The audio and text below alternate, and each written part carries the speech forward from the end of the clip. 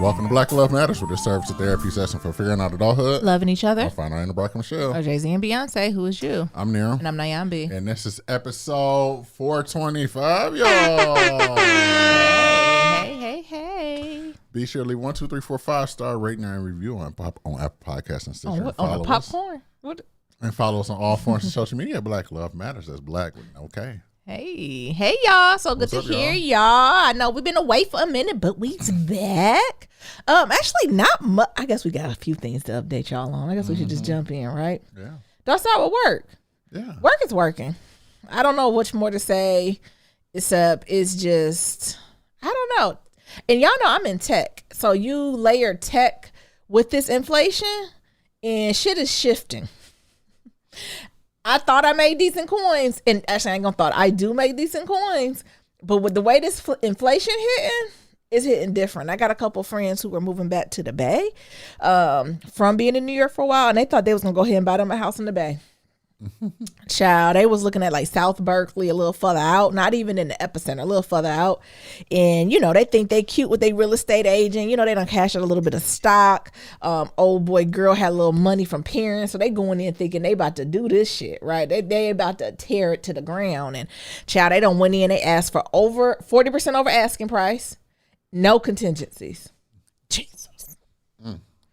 The no contingency part was blowing my mind in this market now. And the 40% over asking, like, it's just, honestly, that's why Nyambi and Nero ain't really bought nothing yet, because I'm not sure if I'm ready to do any of that yet. Do you know, after they put in their offer, they going in confident thinking that, oh yeah, we about to move to Berkeley. It's about to be hitting. About to move to South Berkeley. They real estate agent came back and said, you weren't even close. Damn. Somebody came back and offered double the asking price, no contingencies, and they'll close in 7 days. Cash offer. Cash. Damn. Offer. Cash? $2 million cash, 7-day closing, no contingency. They keep moving the fucking goalpost on what middle class is. Is middle class having $2 million in cash to just put on the house? So that's telling me that you got to have at least 2.5 to 3 million just sitting in the account. That's not middle class then. What is that? That's what I'm trying to get at. The goalpost is changing. Because when he told me that, all I could say, I almost said sorry for your loss, like it was a death. I was like, oh, what? I said, what you supposed to do?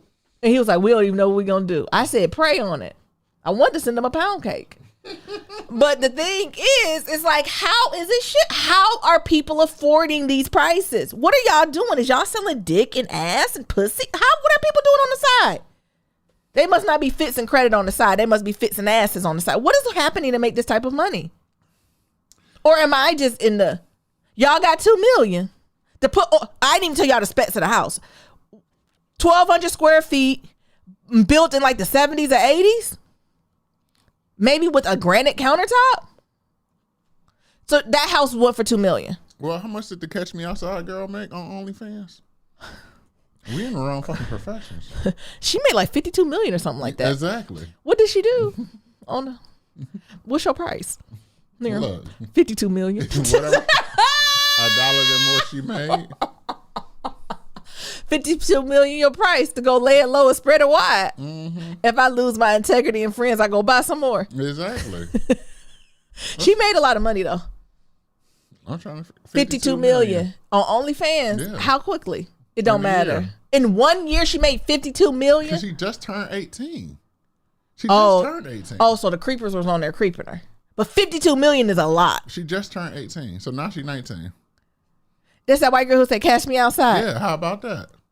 52 million. Yes. And what did she do on there? I don't know.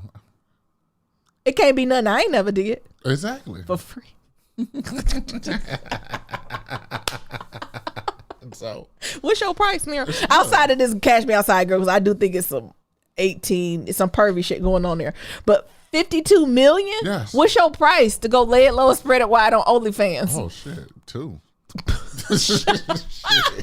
I don't even need $50. No. No, you said $2. Million. $2 million, yeah. And you lay in the low. What's your cash? Not your cash. What's your OnlyFans gonna be for $2 million? You lay in the low and spread it wide for $2 million. Yes. And so If you can get 2 million in 1 year on OnlyFans, you what? I'm doing it. Doing what? Oh, whatever. I'm showing my feet.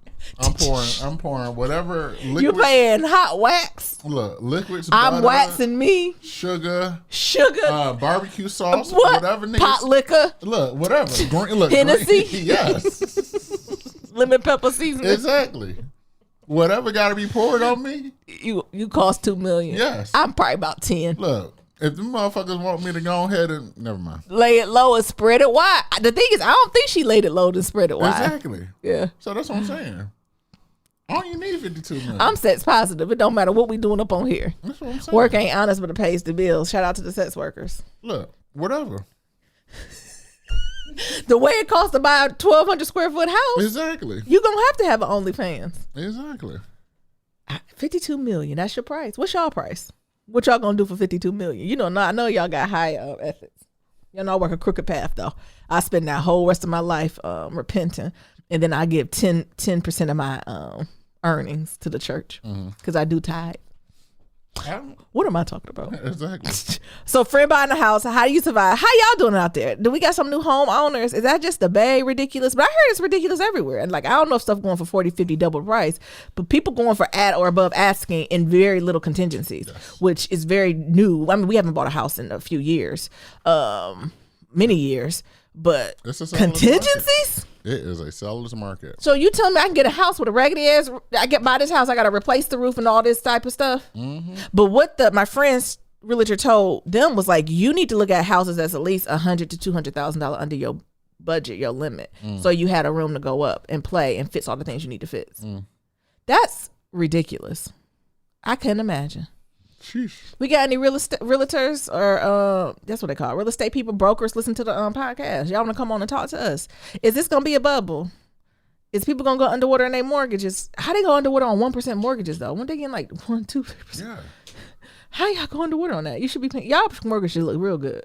And honestly, all the people who had mortgages, I would definitely refinanced. As soon as I found that rate going to 2%, and if I still had my mortgage, I would have refinanced that bitch and went down to like 2%. How low it get? Like 2.5. Yeah, sometimes even lower do that. You got down to like 1. Because I remember when we got our mortgage, I think we was at like 3.9% or something like that. And we thought that was good. We thought that was well, in that time it was decent, but 2.5, right? Refinance all this shit. Submit pay stubs. Exactly. Because you're saving thousands and thousands of dollars. So all the people with homes, I hope y'all, I think it's up now, so don't think about it now. So all the folks who got homes, 20-year, 30-year mortgages, when y'all see them rates drop, you better go. Honestly, I would have not only refinanced it, but I would have refinanced it for a 15-year and knocked that shit out even quicker. And it probably would have been about the same price you paying already, but you're getting it quicker because of the lower interest rate. That's what I really would have did. Honestly, I do want to pay for my house in cash, but the older I get, it's getting a little more lavish. So I'm just stick with a 15-year mortgage, I think. But I don't know. Niggas is coming with cash offers. There. Jesus. Next. The levels are high in NYC, aka COVID, so I ain't going to work. Yeah. They ain't gonna get me no more. And you know, my job ain't said nothing about them levels. We in red alert, level 3, cold blue. We're in an alert where everybody just sick. And the mayor, is that who he is? Yeah, he the mayor. The black man. Yeah. He said he ain't gonna restate the mask policy, but if he was us, he would wear them. You're the mayor, sir. I'm gonna need you to make some hard decisions. Nah. I don't know was New York really putting up a fight? New York City really putting up a fight for masks though? I don't think so. I don't think so. But I think now that you like tourists maybe. Now that you have it, it's hard to go back. Why? Why? Easy. You think it's so? I'm asking 2 questions. So, do you think the mask mandate was put in place because of the tourists visiting don't know how to act right, or the people who live in New York don't want to do it? Both. Really? Mainly tourists. I think it's the tourists because every time you seen on the news people cutting up at Carmine's and in Broadway, it was like either it was some black or some white people from out of a state that don't believe COVID exists, and they talking about their freedom of right and expression.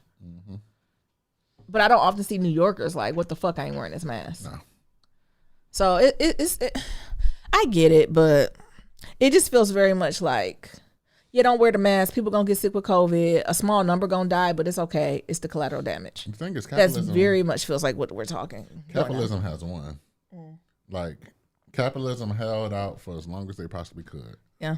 That now it's more about capitalism than for the greater good. Yeah, so it's worth losing a couple people. Because my thing is, like, no one should have to die from this. Well, I don't know what Biden said. Like, if y'all ain't got these vaccines now, y'all gonna have a very long COVID season.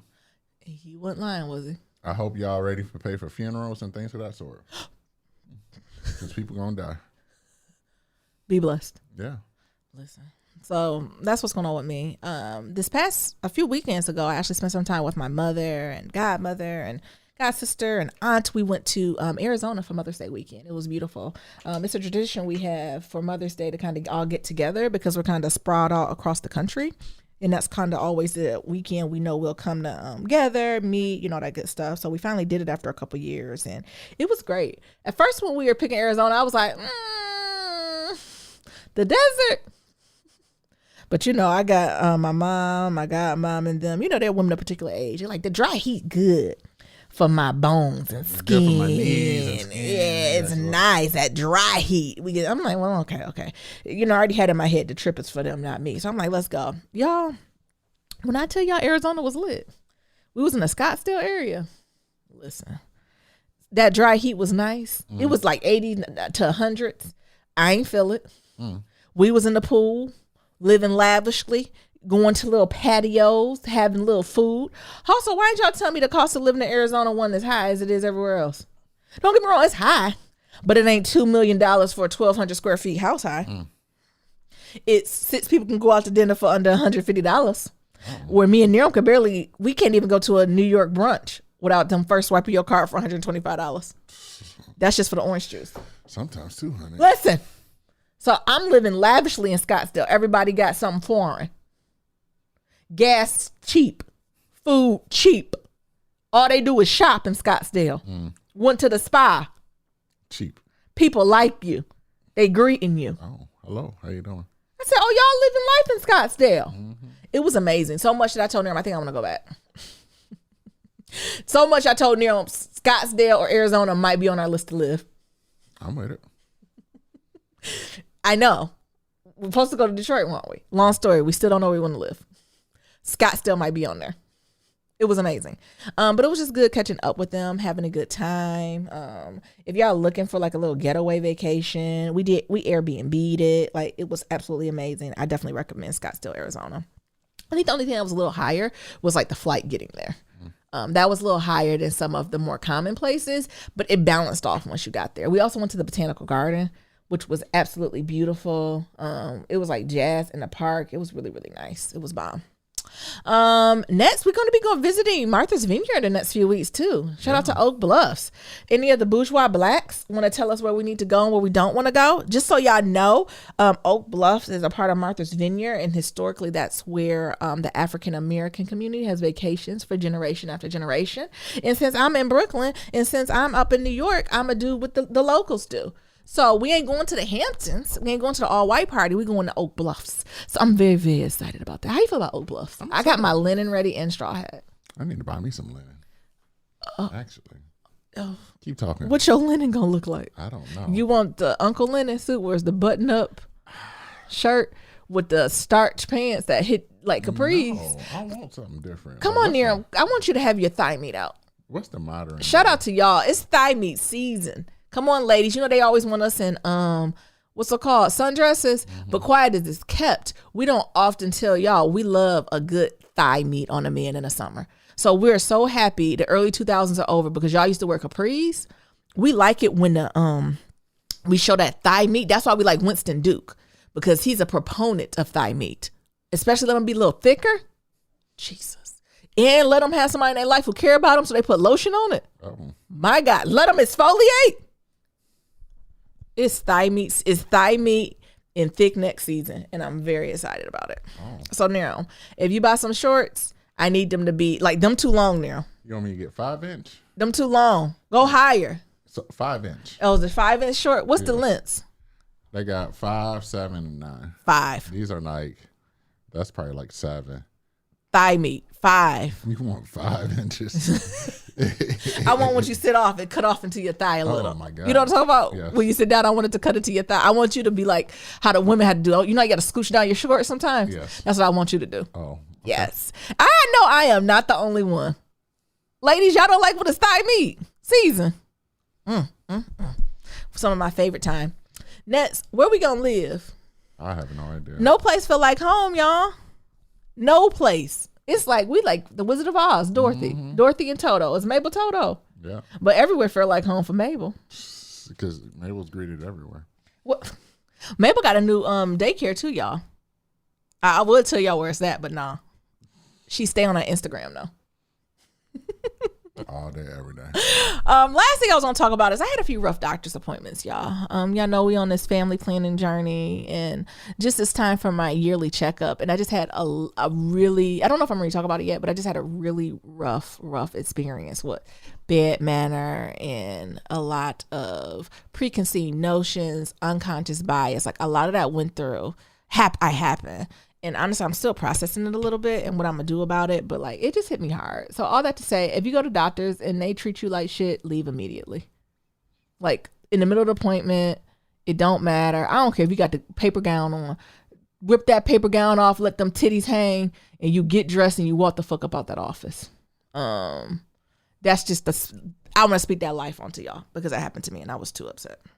Nearums. So what's going on with me? Since we last talked, I was wearing that heart monitor. That's gone. Not wearing it no more. Look at God, claps. Where my applause at? Yes. No heart monitor. Still haven't went to go see the doctor yet. My appointment's coming up soon. Yeah. In the next couple of weeks. But from like reading the report, like everything came back normal. So we shall see. I really haven't had any fainting spells since then. Could be stress. My therapist thinks it's anxiety attacks. But I was like, I've had anxiety attacks before, and those like the symptoms I had during the anxiety attacks are not the same symptoms I have now. And he's like, well, so still it could be anxiety. He said there are different symptoms. Yes. As you grow, mature, and age, stress can manifest differently in your body than it was when you were younger. I said, shit. When was that happen? When you was in your 20s? Yeah. Yeah, your body don't move like you was in your 20s. Any part of it. Don't rub on me. Don't rub on me. See if you had your thigh meat out. Oh, it is out. Oh. Nah. It's too long. It's too long. Oh, okay. How you feel about that though? It's one of the things that talking to the therapist I think it's interesting. He's like, you seem like you're more upset that it isn't one of these major things than the possibility that it is anxiety. And I was like, oh. He's like, it seems like you could deal with the other stuff. Like, oh, you got to get a pacemaker? Cool. Oh, something's seriously going on with your heart? Cool. And he's like, you feel like you can just like process that more. But like anxiety, you can't process that. And you need to work on that because it'll fuck around and be the silent trigger or the silent killer to you because it's something that you're not taking seriously. Ooh. So. Cry. Hit it. That's a word. Why are you? Oh, gotta let it alone. Let it go. Let it go. How you feel? Like, I mean, well, that's a word. I said, you over here therapizing niggas. He over here getting his copay. I said, God damn. I don't even know what to say about that. I don't. Why do you think it's harder? Cause I'm like, out of all the things that's gonna take me out, it's fucking anxiety. I was like, so that just feels weak. Why you choose that word? And that's the word I chose. I was like, that seems like some weak shit. Like, out of all the shit, like I can deal with the other shit. Like, I get your pacemaker, cool. But like some weak shit, like, oh, anxiety is the thing that's taking you out. So it's like, oh, it's my own doing. It's like my own body is like taking me out. It's like, what the fuck is this? I don't think that's weak. That's powerful shit. And I think a lot more of us going through it. And I think it amplifies the other physical symptoms if and when you ever have other ones too. That makes it tough. Yeah. Keep us updated there. Yeah. So other than that. Did he give any tips? What you supposed to do? Or he just left your ass with that to see if you're ready to deal with it?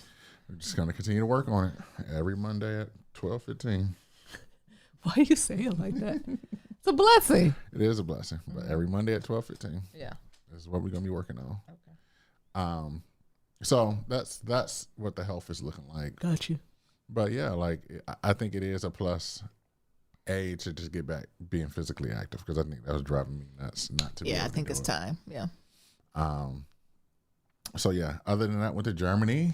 Ooh. So that's why we haven't been here for a while. But they know that we talked last time. But yeah. So Naomi went out of town and I went out of town. So Germany was dope. I enjoyed Germany. I was there for a brand and like just doing some stuff, working with this brand, which I'm pretty excited about. It's pretty dope. I really can't say much, but it was pretty dope just to go there, spend a week there, and just like advocate for size inclusivity, which I think is just very near and dear to my heart and very important. Yeah. You talk about, brands and being like, oh, we want to be inclusive. And like, yeah, we believe everybody should be active. But then being like, well, y'all not doing that by the amount of clothes that y'all put out there in size inclusive stuff. You're not practicing what you're preaching, like Walmart with Juneteenth ice cream. Yes, you're not practicing what you're preaching, or you spend. Oh, you just gonna let that slide? No. I gotta keep my statement out, and now I'm working on that. Or like just focusing more on like what they call like small fats. So like going up all the way up to like 4X and just stopping, but not realizing there's people who's 5X, 6X, even possibly 7X who may want to wear and patronize y'all, but y'all not even having the clothes there. So that was pretty cool. But yes, fucking Walmart and Juneteenth. Did y'all see the Juneteenth ice cream at Walmart? I love Juneteenth and I am so grateful as a federal holiday, but capitalism is about to capitalize. White about to white. These companies about to take it too much. I don't know if y'all seen it, but Walmart got Juneteenth ice cream and the flavors red velvet and cheesecake. Oh my God. And why? Not only, honestly, it could have just had red velvet and cheesecake and maybe put a sign under it that said celebrate Juneteenth. No. It's like the Pan-African flag across the container of the ice cream. Great value at that. And it says Happy Juneteenth. I think that's the thing that fucked me up. The great value. I can't stand great value. I be trying to get my mom when we were out in Arizona. We did a little grocery shopping just to stock up in the house, have snacks. And they run into that great value. I can't stand great value. Everything great value tastes like cardboard. I just can't handle Walmart. Walmart done put me through a lot of moves and motions. Peep this. I just found this out. This is a whole nother thing about Walmart. What? Did you know they had a manager's program? For what? For Walmart to be a store manager. So you work there for 2 years. Yeah. At $65,000 a year. Yeah. And then if you it's through their like managers and training program. Yeah. And then after that, you get your own store and you make $200,000 a year. Oh, so only white people was invited to that. Where you learn about that at? Just Googling, surfing the web. You need to pass that on to some of your nieces and nephews. Didn't even know about that. Didn't even know about it. They didn't want you to know. It's like I know about Target internship program. Mm-hmm. But Walmart got a manager and training program. And then when it's all said and done, you become a store manager, and store managers make about $200,000 a year. Target store managers make $200K. I don't see one nice car in that parking lot. What they drive? Symbols of liberation. Yeah. Get the fuck out of here. Yeah. I mean, store managers make good money, but I didn't think Walmart store managers did. I thought they still had their store managers on hourly. No. Or covering multiple stores. Mm-hmm. You know what I'm saying? To stretch it. But it's always the people at the lower end who don't make the money. That's true. Also, Walmart is trying to do a whole rebrand because I don't know if y'all know some of y'all favorite influencers is hustling Walmart like they wore it before and they ain't a day in their life wore it. Mm-hmm. Talking about I wear it high and low. I just simply pair it with my Prada purse. Shut the fuck up. No, you don't. No, you don't. Like as soon as they do that, I'm like decline. Please don't show me this no more. Please don't fake the fuck. Look, this is offensive. It's very offensive. Or give me some real shit you're gonna buy from Walmart. Tell the truth. You bought your lights off from here. Talking about, ooh, the pajamas are so comfy. No, they don't. They itch. Show me what they look like after you wash them. Stop it. This Walmart ain't sponsoring them. And if they do, Never mind. Go ahead. Ooh, going on to Walmart. Use code Nyambi. Use code Black Love Matters. Happy Juneteenth. They got to be playing the grip. If they got to pay us our OnlyFans price. Yeah. If we come on here repping Walmart, you already know the price. So just click the link. Other than that, last thing is I'm editing my book. So, me and my editor are going back and forth with edits. So I'm still working through that. I'm a little, I don't know if I told y'all, like I'm a little sad because they pushed the date back, the release date back. But there's a fucking, like, I didn't even know this. There's a fucking national paper shortage. Jesus. So like everything is a fucking shortage. So you paper, chicken, formula. How y'all with children doing? How y'all? And then what? There was Bette Midler. Just breastfeed, bitch. Everybody can't breastfeed. Everybody ain't enough titty milk to go around. Shout out to the mamas with an abundance of titty milk who sending it across the country. Yeah. And honestly, why isn't the government? This is what they should be operationalizing. Don't they got some type of defense act where you can literally shut down the Hennessy factory and turn it into a formula factory? Biden just did that. Did he? He just did shut down. What the fuck is Coca-Cola and them doing? Crystal Light that make the powder. Shut those factories down and now make milk. Enfamil. Why is this hard shit? Did he just do it? Jesus. I just don't get it. People in Detroit, just go over to Canada. Mm-hmm. Damn. Yeah, he invoked the Defense Production Act for baby formula. Like, why was that? That should be bipartisan. Babies need formula. How else? Because you just can't feed them no watered down ass milk, right? They're too young for that. Like, we're not talking about 2-3-year-olds, right? Where you can supplement with other shit, or even like older kids, right? Closer to 1, you can do some supplementing. But I'm thinking about like infants, newborns. You can't supplement that shit. Like, it has to be formula or breast milk. Well, what's crazy? So frustrating. The crazy part is that 4 companies in the United States account for 90% of the formula. Yeah, it's a monopoly. So, like, I thought that was real crazy. A huge monopoly. Yes. This is time for the small ones to come on up. Mm-hmm. Like, why? Like, that just seemed like a lob. Especially, like, with all the Roe v. Wade shit. Like, what? You want all these babies in the world, but we can't feed them? Nope. What is this sense does this make? That should be low-hanging fruit. And again, all sympathy, thoughts, and prayers to Ukraine, but we just sent like 40 billion, was it? Mm-hmm. So we couldn't take $1 billion of that and supplement formula? Like, what? I can't believe it costs more than $1 billion to do, right? Like, what do we? It's crazy. America be so backward sometimes. I don't understand it. Because even when I first heard the formula story, it was about a month ago. Mm-hmm. I thought it was going to go and come because I was like, oh, they're going to feed the children. Like, do what you got to do, right? Like, you're gonna feed the children and we'll figure it out. And here we go. Empty shelves. People's mamas and daddies and caretakers got to get on Facebook Market. Right. Getting samples. Going to doctor's offices and doulas and birthing centers to get samples of milk. Jeff Bezos' internet, changing it from America to Canada to get it. The fuck is going on here?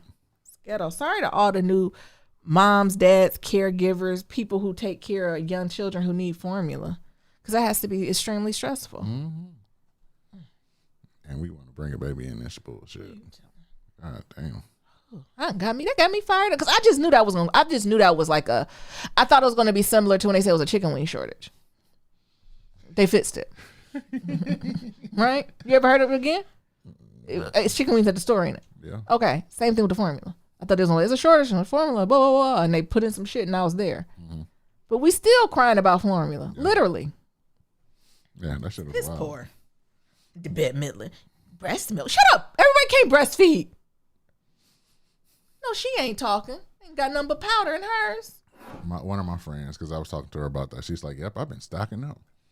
She said, gonna have to. Y'all better take all the lactation cookies and milk and gumdrops and Freaknik and all that shit y'all better take to get your milk supply up, because this America don't care about you, honey.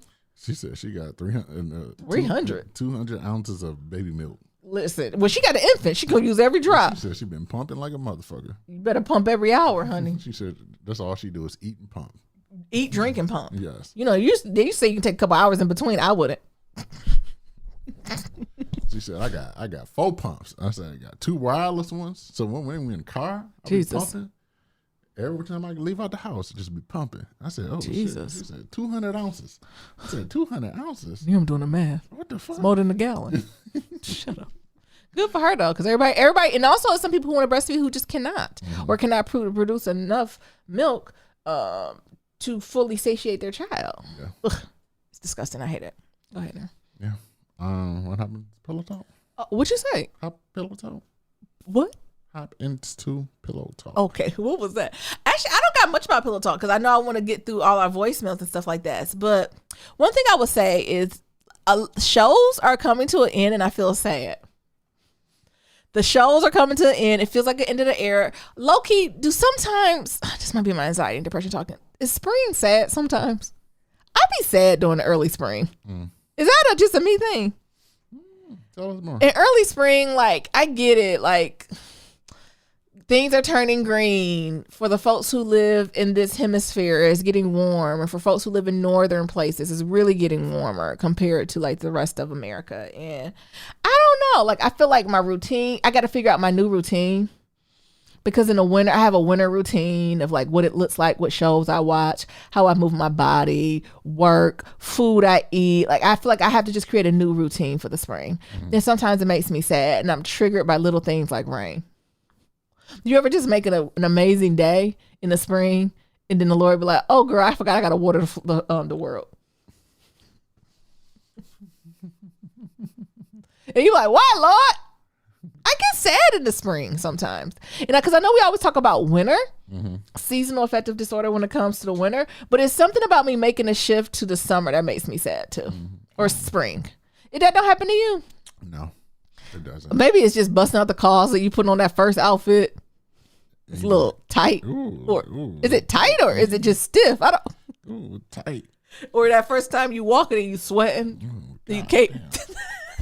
Like, I don't know. It's just that adjustment period that's very uncomfortable for me. Yes. But once I'm in it, I'm good. Like, once I'm in it, I'm like singing in the, like, I'm good. But it's the first couple weeks in it, the sneezing, the allergies. I get sad sometimes. I see Niram don't. I don't. But we can continue to talk about you being sad. What about him? Well, maybe I'm just sad my program's ending. Oh. Because then I don't know what to do at night. Oh. Between like 8 and 9:30. Because why is all the spring and summer shows so bad? They are. Is it because they want us outside? But like, why are they so awful? Every once in a while, you'll get a good pilot in the summer. But the rest of them is just like horrible game shows they're bringing back from the 50s. Yes. Or they're like replaying the whole season. Or new ones like bullshit on Netflix. Which is what? Bullshit. So sometimes I just get sad in the spring. Maybe I need to unpack that later. Maybe I'm alone. But also, it's been an era for some shows, y'all. Y'all say Blackish went off a few weeks ago. How did that feel? I was a little sad when Blackish was over. Don't you feel like there's more iterations left of it? I think so. I wanted to see what they were going to do in Baldwin Hills with that bomb-ass view. I wanted to see what Diana and what's his name, how they were going to, they going to high school or they in college? They're going to college. How they going to be in college? I think they're doing a grownish spinoff with, is his name Jordan? Or I'm thinking about Bernie Mac, honey. Junior. Shout out to Bernie Mac show. With him going. I don't know. I just wasn't ready for it to end. Could you also see a spinoff with Lawrence Fishburne and whatchamacallit? Yeah. Jennifer Lewis? Called Oldish. Yes. Because I feel like it was a moment, it was a couple seasons in Blackish where I was like, it was just cute. And I just tossed it up to the COVID. But the way that it ended, I was just like, oh. It ended fast too. It ended quickly. We ain't getting no 20 episodes. Even like spoiler alert, they had a funeral at the end. Yeah. I was like, oh. I said, so y'all didn't even think about this, huh? What? Kenya Bear says, wrap it up. My lemon pepper rings ready in 20 minutes. But I always told you, I've never found a TV series, series finale that ended well. It is one, and we still have not watched it. Maybe watch it this evening. I think the best series finale in history is 6 Feet Under. 6 Feet Under, last episode is the best episode in television history. It's better than Sopranos. It's better than all of that. Because I thought The Sopranos was trash. The Going to Black was bad. Yep. That was bad. But 6 Feet Under, just watch the first episode and the last episode of 6 Feet Under, and they do not get their props. Niram, you haven't watched it yet, have you? I haven't. We watched the first episode, last episode. Chef fucking kiss. Even This Is Us is coming up. This Is Us is ending. And y'all know I've been getting on This Is Us ass for the last year. 18 months I've been getting on their asses. I've been hate watching and I ain't giving it up. Show have it. This too much. And we down to the last episode this Tuesday. Last episode, Rebecca went to the great beyond on the train. Don't you love that metaphors? Mm-hmm. What'd you think about that episode? Niram hated it. Oh, it was so bad. Why did you hate it? It was metaphoric. Because I think it was inclusive. It was inclusive of all beliefs of what the next great beyond is. Not all of a sudden they want to get all metaphorical and shit like that. No. Say the thing. The fuck is this? Oh, we had this in mind ever since we got started. A train? A train ride? Polar Express? To wait on Jack? Fuck on. You said to wake up next to Jack? Yeah. She left Miguel up in the dining cart. Exactly. How that work? Left that nigga in the quiet cart.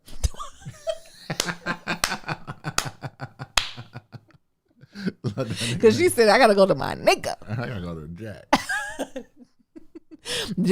Miguel's second, just like they do Martell on Love and Hip Hop Huntsville.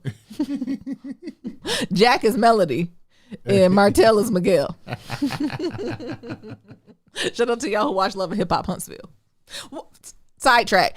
Love and Hip Hop Huntsville. Why did Kimmy throw that party for what's his name? Kimmy Jr. and only her friends came. Jalen. Yeah. Why did she throw that party? Why Jalen don't got no friends? Why did Kimmy grown friends gather in that little ass townhouse with no artwork to fuss, to mess up his Bob furniture? Exactly. They're gonna tussle his furniture, and you know how's that accent he talking? I don't know. He kind of sound like Big Bird. You know, Big Bird be like, "Not in my mom's house." You're not gonna. Let me stop talking about people's accent because that little Southern girl got mad when Destiny was like, "Oh, we going down the phone, cash me outside." Like that's how she sounded to me. That nigga do sound like Big Bird. Country Big Bird. If Big Bird was in a Delta. He does. Not in my house. What? I was waiting for somebody to be like, shut the fuck up. You're not going to talk to my mother in my house. Not in this house. Well, after you count to 3. And then meanwhile on the ranch, Wanda coming to rob, keep, cheat, steal, and destroy. Like Beelzebub. Fucking Wanda. Y'all ain't watching Love and Hip Hop Huntsville. Also, I think they was a little hard on Martell. Martell keeps saying he don't know how to articulate. He hate being the second fiddle. He's hate being they leftovers because they be like, we'll invite you if Melody can't come. But then he started talking about something else instead of saying why I'm second. But low key, Maurice was right. But like whatever Melody come, drama come. Yeah. It don't come with Martell. I say you kick both of them off. But truthfully, they're the TV show. They are the TV show. And Wanda. Yeah. Wanda could have a spinoff. I watch that every week because Wanda cuss out me, you, Mabel, her cousin. Whoever can get it if they roll up in Wanda place. Because we can only go so long between this Marsal and Tisha. In this make-believe cheating. In this cheating. Because Marsal ain't cheating between Black, his high blood pressure, and his children. He don't got time. So stop saying he did. He getting up there too. Mm-hmm. And he said he the youngest. Is he? I think he said he the youngest. Or the middle. Because the light-skinned one said he the oldest. Oh. Is that surprising, right? I wonder what that is. We get off track. Yeah, and then Jalen having, never mind. Don't do that. Because, they say he the cougar slayer. Y'all better not get Kimmy blood pressure up. She don't play about Jalen.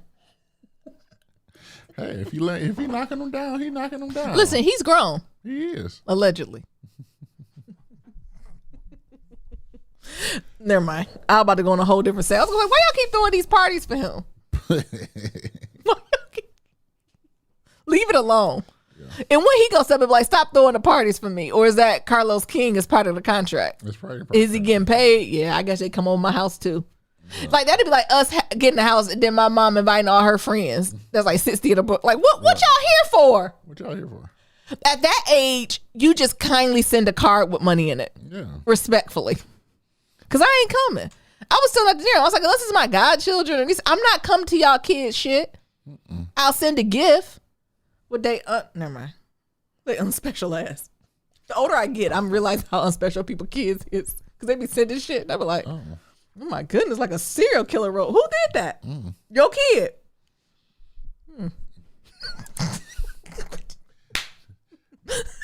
Does the realization then float down to you? What you to realize how special you were? Oh, I already been knew that. Oh. I almost gave my mama name away. She been told me. It's not you not the exception to the rule. You the what? You the rule. Come on. What else on This Is Us? But yeah, we got one more episode. You think this the homegoing celebration? I hope they don't drag this homegoing out. They are. Because the other thing is they put so many goddamn commercials in it. So many commercials. Honestly, we had too many episodes about Kate and Toby. Yeah. We knew it wasn't gonna work. I knew it won't work when Toby ain't get out that bed. Season 2. You know what I'm talking about? He cussed her out. I knew right there it wasn't gonna work. Oh. So ain't no need. I'm more interested to see how Baby Jack got to be the next Rolling Stones. Yeah. That's the journey I want to see. I knew they was gonna make it when Toby was secretly going to CrossFit at night. Who got a sneak to the CrossFit? Yes, I knew that too. I said, oh. I also knew it wouldn't fit when Toby was like enough mashed potatoes to a baby. Kate said, bitch, do you think he gonna get obese from the potatoes? Yes. I'm with Kate on that. The Brussels sprouts gonna take him out. Yes. Look at both our asses. Look at you and look at me. And the way he did it though, it was no couth at all. He was like, why don't you take some of this iceberg lettuce, little zero nutritional value. Got a little water in there. It's a baby. Look at you and look at me. That's what I knew. Then also I knew when Kate made it up that steep ass hill in San Francisco, she was out of there. I don't know why she didn't think she was gonna make it without him. Listen, because when Toby put that jester and got a home in Nob Hill, a girl to move my shit in. That's a nice area. It is. So yeah, This Is Us is ending. We'll let y'all know how it go. How y'all feeling about this too much? Then Kate and Randall and Beth. What about them? Exactly. Oh. And then we got old girl. What's their daughter name? Deja. And Malik ended up together. Yeah. So Malik work at a restaurant? I thought he was going to Harvard. Did they got a culinary arts program there? How'd that happen? I thought Malik was the one who was curing the cancer. He just... Shut up. Just shut up. Shut up. Just shut up. Shut up. Shut up, Janet. Shut up. Shut up. Shut up. I had questions about that. And here comes Deja. I'm pregnant. And she looks very grown to be that scared. Yeah. It's just the age I'm at now. I'm having a lot of people come to me about, oh my goodness, I'm pregnant, I'm getting married, I don't know how I'm going to tell so-and-so. You're grown. Yeah. You don't got to tell nobody. Nope. You could just, listen, that's Niram and I move. We'll just show up to a picnic with a baby. And they don't know who it is. Meet your granddaughter. Who going to be the maddest? Your mama. She definitely going to turn into Wanda. What the fuck? I said, do you want to hold the baby or not? Yes. All them times I've been calling, ain't nobody know. I hear nothing. Nero, Mabel. You just reach a certain age, you gotta let people be grown. Mm-hmm. And so like that is a new trend I'm seeing. I'm seeing trends of people like, oh my goodness, I'm pregnant, on to do when they're 35 and older. And seeing people like, oh my God, I'm gonna get married. I need to have my let me know. Maybe I am leaning too left on this. But I had a friend who's over 35 and been with their partner for a minute. I don't know if you even know this now. And they're thinking about getting married. And she was like, she and her partners not falling out, like they solid, but like they had a slight disagreement on like the type of proposal, right? Like she was like, oh, for you to propose to me, you got to ask my parents. And he was like, what? And she was like, for you to, and I think he's going to do it, but I think it was like a little bit of a back and forth where he was like, I don't understand. Like I'm having a conversation with you. And why do I have to? And we've been on our own. Why? And you damn near for and she was kind of upset with me. She's like, what do you think? I was like, yeah, it seems antiquated. I mean, if that's what you want, right? I love you, right? Like that is not such a core value where we cannot be friends and we are in conflict.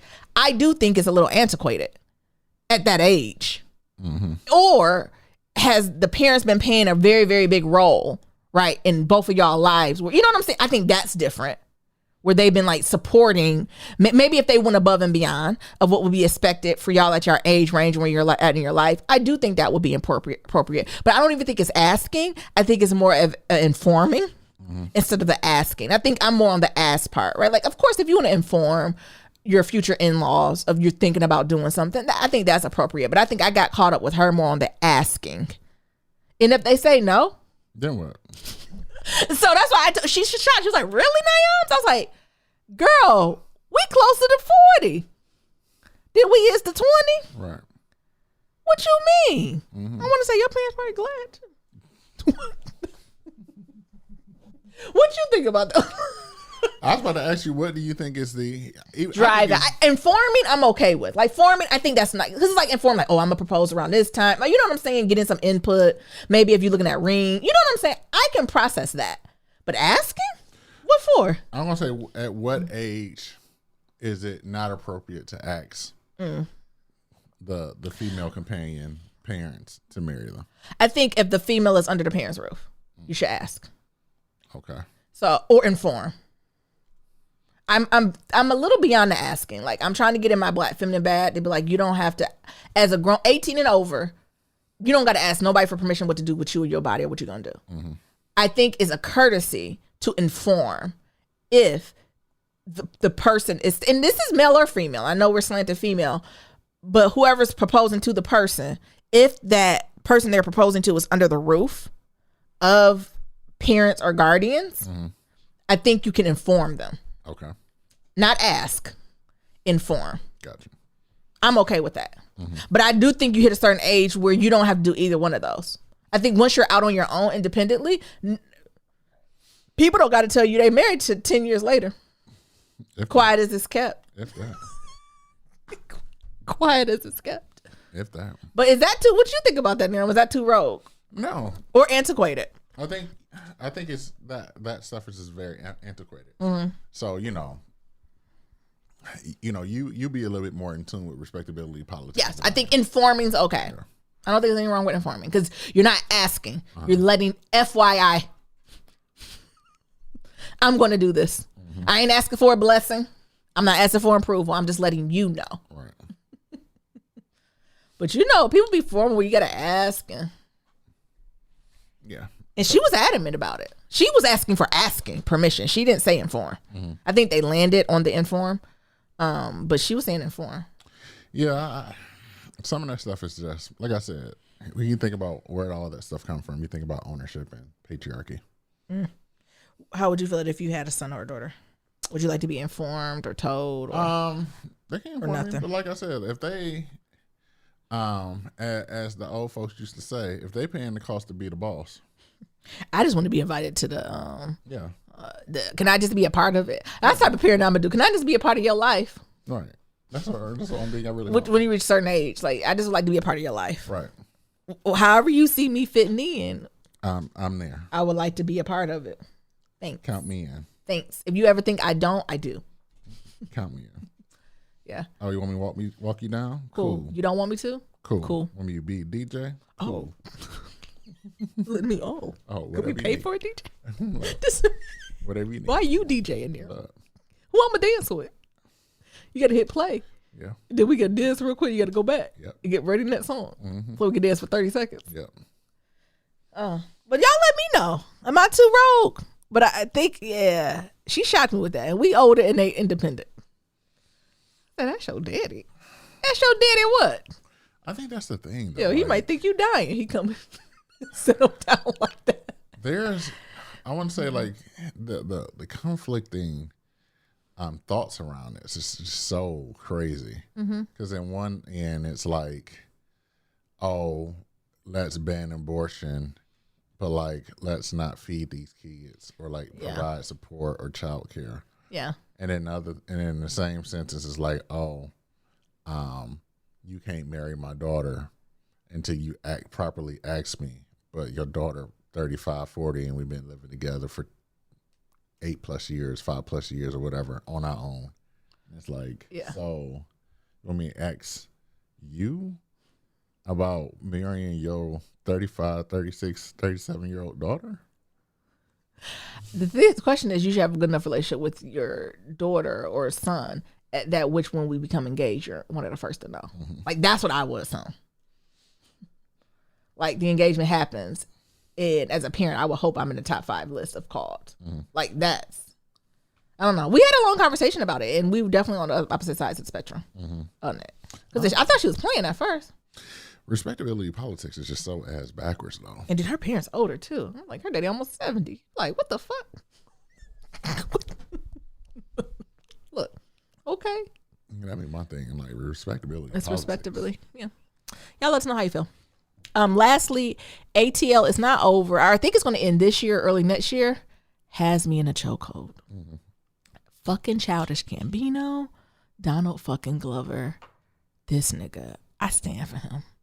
No matter how many imaginary interviews he gives, no matter how many imaginary personalities he has, no matter, we've been waiting for this ATL season for 2-3 years, and he only gave us 4 episodes about the characters, and everything else was a history lesson or shit he's been reflecting in his journal.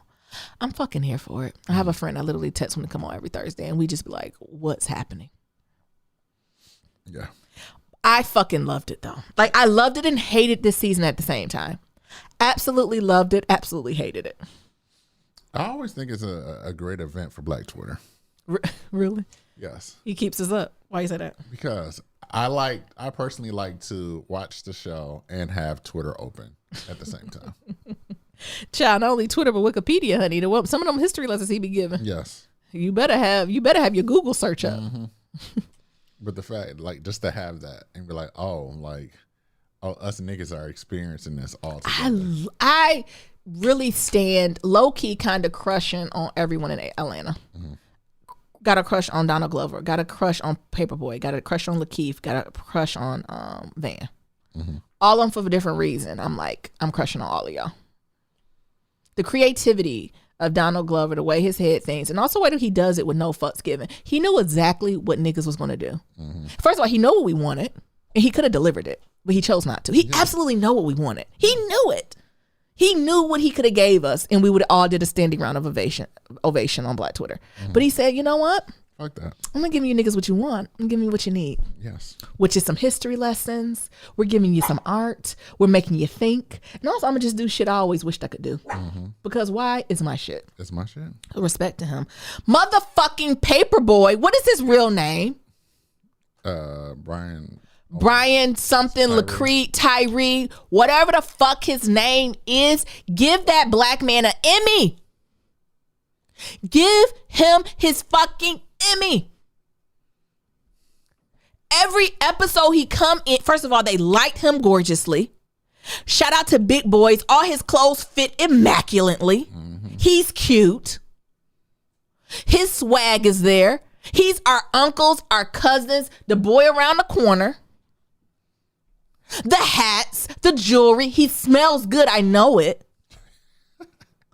The nigga responses, the eye rolls. He had at least 2 or 3 episodes this season that literally get that nigga a standing ovation. That one about fashion, when he asked that Mitz boy, "Is you black?" Yes. And he said, "You nigga adjacent." That episode when he went on that trip. You talking about New Jazz? New Jazz. That episode when he went on that trip and he took that shit. And it was him looking at him, and that white man warned him to say, "You want to do this shit Lakeith doing?" When he was in fashion, it's talking about why you ain't doing this. And he said, "I killed niggas. I done shot people for real. I don't got to pretend." Right. The first episode, I think when he was going off on that, or second episode, when he was going off on that white man at that tree, when he tried to steal his money, but he was on principle. Everything about Paperboy, what's his name? Brian Tyree Henry. I love him. Give him an Emmy. Give him his fucking Emmys right now. He's equivalent to what Cat Williams did in last season, episode 1, Alligator Man. Yes. Alligator Man is one of the best episodes in the ATL. If you don't know about it, go watch it. Next, Lakeith. Is it thieving? What's it called when you just pooch off people? Mooch. Oh, mooching ass. Oh, hi, mooching ass. Oh, hi, artistic mooching ass. First of all, how is he Gucci down to the socks with no money? Every time he go in the restaurant with Paperboy, he don't got no money. I'm just gonna let fate handle it. He gonna let fate handle it. I hope he did the Niger people well when he done took that white woman to that Nigerian restaurant and he done led the way in gentrification. Mm-hmm. And he ain't know what day it was. He done got some jollof rice with peach compote. Ain't no peaches going jollof. Y'all let me know, Nigerians. I ain't go on jollof. I ain't never had peach compote, jelly on it. A scheme that brilliant set up. Next, Van. Zazzy Beats, get your ass up here. You know, you kind of get on my nerves. Even in that shit you be doing with superheroes, you know, Zazzy Beats paid kind of that similar black, quirky black girl. But Zazzy corrected my ass today. She made me eat the crow. Because I thought she was a part of the light-skinned woman movement of like, they do all right, but they ain't serving. Right? Kind of like some of y'all favorite singers like Snow Electra. But you back on it. That's average at best. No, you didn't. But Zazzy, you ain't gonna win, but you deserve a nomination. You're not gonna win, but you deserve a nomination. Zazzy, the way that you play Van, bitch, I see you. Every black woman knew from episode 2 that Zazzy, that black woman, was on motherfucking edge. But ain't nobody see it around her. Literally, me and my friends, as soon as we seen Zazzy in the first scene, we said, oh, that bitch on edge, huh? On fucking edge. First of all, where Lottie at? Where your children at? Black women just don't leave our children to go to different countries. With our baby daddy that we okay with? No, absolutely. We'll just go to Miami. We'll go somewhere else. But this last episode, the season finale of where we got, rewind. You niggas still didn't get it when she pushed a white person in the pool and stole a wig. Why? Earn got money. She don't got to steal no wigs. I knew also something when she slept with Earn. She don't want to sleep with Earn. He just a nice comfort feeling. And he ain't pick it up. He's so stupid. Where you at, man? Question mark. And what she respond? Here. Fast forward to the last episode. Well, we got some girls on a girls trip to Paris. Black girls in Paris. Niggas in Paris. And her girlfriend's from Atlanta. Meanwhile, Zazzy or Van from North Atlanta with an F. I'm assuming. That's where she's from, where the Migos from. And her friend's gonna be like, hey man, how you doing? Oui? No say? Bitch? What? Say swa? What the Patti LaBelle Lady Marmalade are you talking about? She has a blunt haircut, looking like the lady from the Avengers. She has a French accent, and she's acting like she don't know who we are until we finally caught her. Flag one. I almost gave my friend name away. I told Nadifa if that ever happened to a friend, I'm acting like I don't know her either. She might be in protective custody. Cause they better than me. Cause me and Nadifa went on an adventure to follow her. I'm like, come on, Nadifa. That ain't her. That ain't her. That ain't her. And if anybody asks me, did I see her? Mm-mm. So, but them good friends, so they kept pressing. And then finally Sis gonna invite him on up to their friend where she engaging with True Blood. Yes. What's his name? Eric Northman. Eric Northman always played them little kinky characters like that. I think he a freak. He always be playing himself as a freak. He be tall and lanky, looking like he from the Caucasus Mountains. And he always end up in shit like that with black people. Right. That and True Blood. I got my eye on you, Eric. So he mad, he in his leopard bikini. And the girlfriends get up out of there. Now, Zazzy Van Stone Cold Assassin. Bitch, you a killer. Yeah. So she a killer. How we ignoring? I'm scared. That's what I told him the default. I would have transitioned. I just have to say explicitly. I'm scared. Because I don't have time to fake. I'm scared. I want to leave. Then we go to this fancy white people house and they eating fried hands and asses and titties. These niggas eating fried hands. And I ain't talking about with coconut oil. I'm talking about fried and peanut oil. And then finally, Zazzy, actually I need to watch this episode again. Zazzy just like, her friend is like, bitch, what's wrong with you? You got this badass wig on, speaking another language. You with this crazy white man. You eating people. Where's your daughter? Where's Lottie? And she just broke on down. Mm-hmm. She just wasn't there. Broke on down. On the fucking edge. Mm-hmm.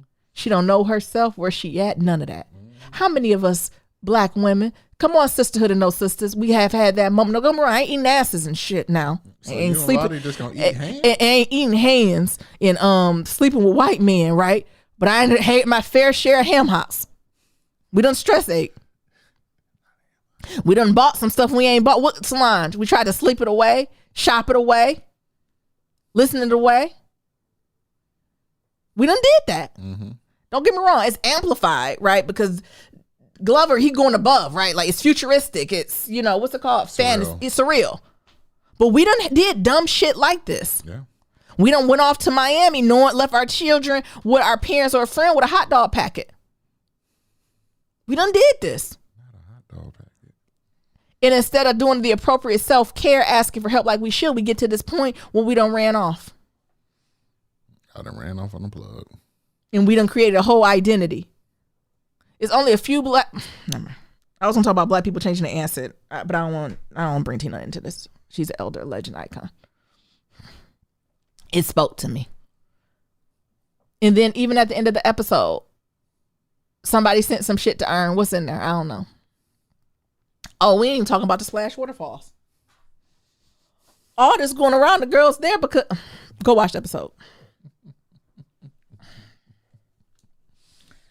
Atlanta has me in a chokehold. Yeah. It's the most wonderful and the most awful show at the same time, and I cannot wait for season 4 to come. And I think it's coming out either this year or the end of this year or early next year, because it's already filmed. Yes. Honestly, I wish I just take 2 weeks off and do it. Yeah, and just go again. Let's just do it. ATL, I need y'all to get some awards, especially Paperboy. I love all of you. They had even Kevin Samuels from the dead up in that motherfucker. R.I.P. When they brought him from the dead, they had the right one though to talk about. When Kevin Samuels got on that stage and said, "I'm giving scholarship to everyone," then he said, "Just the blacks." And you got to prove you black. And they had to plan on the blacks to see if you was black enough. Yes. It was brilliant. It was brilliantly awful. Mm-hmm. And then the white black boy. The white black boy. Mm-hmm. Jesus. Then they really got us when they brought him. Was he from the Caribbean or was he from the continent? When they told him he wasn't black. Continent. It did. Kevin said, "You really wanted to be black? Well, here's Scott. It's all right. You black." That's all I got now. Yeah. You got anything else? No, it was a major show. Give Paperboy his Emmys. We got some voicemails. We got some shout outs. What we doing? Yeah, we got a 5-star rating review on Apple Podcasts. On Stitcher. Go ahead. Yeah, so we got one. Oh, I'm sorry. I didn't add a Stitcher to it. Mm-hmm. Mm-hmm. It says Nero, and it's from Sergeant Muffin Moore. Okay. Oh. It says LOL. So my niece showed me how to leave a 5-star. My niece. Yo, who? Niece. Oh, your noose. His niece. Oh. Showed me how to leave a 5-star rate and review. I couldn't spell your name at first. I couldn't remember how to spell it. What's going on with y'all? So I spelled out and read another review. What they say, soldiers are paid to act, not think. LOL, just kidding. Well, here's my 5-star rating and review near him. I Miami. Who was struggling to get that out? They was putting up work. They was struggling. They was trying to do the God's work. They got it. Thank you. And we are thankful. Yeah. Oh God, we thank you. Shout out to Tabitha Smith. Also, Tabitha Smith coming out with a Target line. I think I'm about to give her money. I know it's gonna be nothing but rainbows and asparagus. Oh. I'm gonna buy them. Okay. Let's see what these voicemails look Let like. me Tabitha Brown. I figured you was talking about Tabitha. That's a Tabitha Smith. I got a friend who Hey says the y'all, Good Witch it's Tabitha. Tanaja. And child, it has been a long time coming. One of these days, I'm going to catch y'all while y'all actually recording. Oh yes. But anyway, I just wanted to catch up with y'all, see how y'all were. It's been like I said, it's been a minute. Mm-hmm. I haven't even really been able to listen to no podcast because, shit, I work from home now. So when I used to listen to it on the ride into work or from work, I don't have that time now. I roll over and go straight to work. But anyway, I hope everything is great. I hope y'all are settling in to your place well. And I think I probably said that the last time, and I kind of, like I said, life has been lifing. But anyway, just checking in. Hope all is well. Talk to you later. And hey, Mabel, bye. Girl, no apologies. It's a transitionary season. Yeah. You know what? Truthfully, since working from home, I don't listen to many podcasts. That's like I used to. Yeah. I only listen to like one or two faithfully. I'm more on the music tip. Yeah. Since I've been home. But yeah, I don't listen to many podcasts either. So we appreciate you still rolling with us. I agree. Let's see what else we got here. Yep. I don't think we got nothing else. Okay. That's it. Yeah. All right. Well, let's go on out. Alrighty, as always, to submit your Black Love story, go to blacklovematters.com. To leave a question for Kitchen Table Talk, shoot us an email, blacklovematters@gmail.com. And to leave a comment about anything we talked about, we got that voicemail, we got that SoundCloud. And you leave us a voicemail at 508-784-1111. Once again, that's 508-784-1111. Talk to y'all later. Remember, love is ever evolving. Peace.